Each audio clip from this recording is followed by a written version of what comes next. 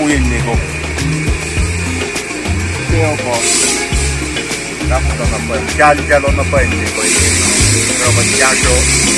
Abing kagi uwi magkakay na ba yung palafi area yun. Yok yan na isang gakida yun na ba yung may ito. Pangit.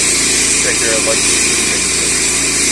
Kosrae State Department of Transportation and Infrastructure, DT&I, and Leh Town government has filled over 100 plus potholes in 2 days. Today, Wednesday, October 20th, Leh Town government joined the state government public works or DT&I to fill at least more than 100 plus potholes in several portions of Leh, mainly Tophol and some sections in the Leh village, as this is much of Kosrae commonly used traffic for commute.